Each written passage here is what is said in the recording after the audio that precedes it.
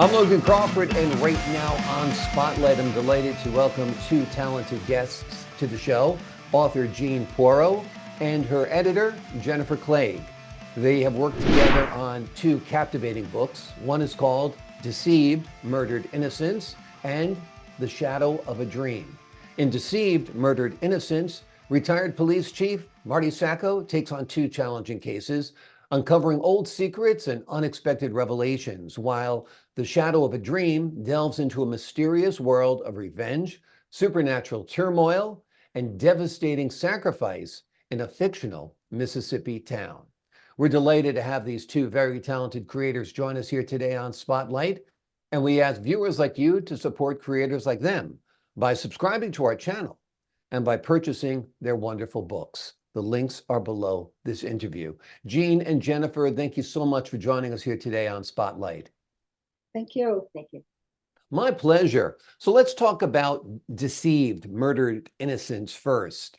Why don't you give the folks at home an overview of this, Jean? Takes place around the late 50s, early 60s. Marty is a cold case detective. He has since retired and he's gone into cold cases. And he finds some strange things that have happened. He goes back into a case that happened 25 years before and deals with that. And then there are some private boys who go to a private school that are being murdered constantly. And so he dwells into that. It has a little bit of a past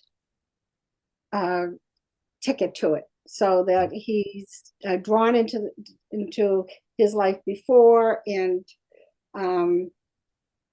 he's a very thinking person. He's very quiet and thinking detective.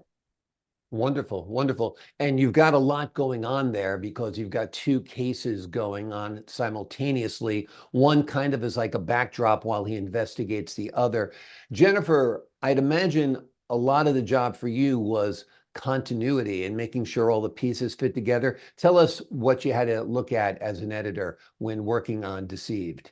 So with Jean, she's a great writer. She really is. And my job really was helping her clean it up and tighten it up a little bit from the first couple of rounds of the draft of the story itself. And what we did during my time with reading it through with her is we also said, okay, what else could we add to it to give it a little bit more color and pizzazz, really, so that the reader is never going to put the book down. That was our goal.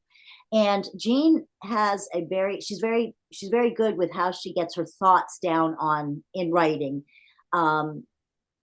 There's never a dull moment in her writing, which I find is a great attribute to the way she is as an author, because one thing that I always say about a book, whether it's a good book or a bad book, is, do I ever put the book down, or do I ever feel like I'm getting bored? With her writing, I'm constantly flipping the pages. So she keeps the audience very captivated. The way that she describes the scenes is, it really, you get a true sense of what's going on, and you get a true sense of what the characters are feeling. So the way that she draws you in to be with those characters, you actually feel like you're right there, side by side with them, in every scene of the book.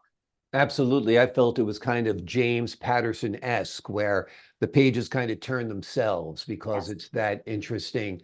Jean, tell us a little bit about developing the character Marty Sacco. Did you have a person in mind, or an actor in mind, or a prototype in mind when you were creating his character?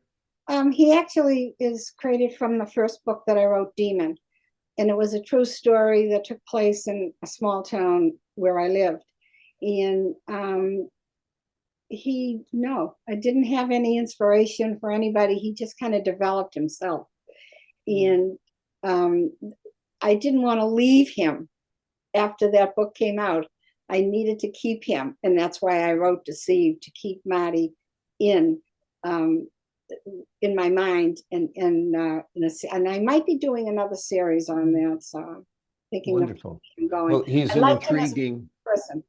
He's an intriguing character, compelling character, so I can see why you'd like to keep him alive. So you created him while writing a book about a true life crime, and Yes. then you continued him on into this story, which I is took a lot of literary license in that, so it's a true story of murder, but there's, a lot of fiction involved in it too. wonderful. And Jennifer, let me ask you about the cinematic aspects of this. Have you guys envisioned this perhaps as a series or as a movie? I mean, you've got a recurring character now, so I kind of feel a series of films coming or a series of TV shows. We've we've we've talked about it, and there have been some others that have reached out and have shown some interest, at the beginning stages of interest, and we're hoping that some of those conversations will continue, because I think all of her works, all of her novels, they would make great, like you say, series or movie. The fact that she's an author here in New England, and the backdrop of her stories is really has that New England tone to it. And so I think it's a perfect author for a perfect story that would make a perfect movie or series. I agree. There's something very haunting about New England. First of all, it's the most beautiful region of America, in my opinion, but it's also kind of the creepiest crimes happen in New England also. I was a news reporter in Providence, Rhode Island, All right. which you must know from being on the Cape is one of the darkest places you can be. I think Providence was built on an Indian burial ground. It's a beautiful city, and the surrounding Bay Area is beautiful, but I covered crossbow killers there, multiple Yeah. crossbow killers, a bunch of crazy, crazy crimes. And of course, right around the corner from both of us there was Lizzie Borden's big crime, of course, that happened out by New Bedford. Yeah.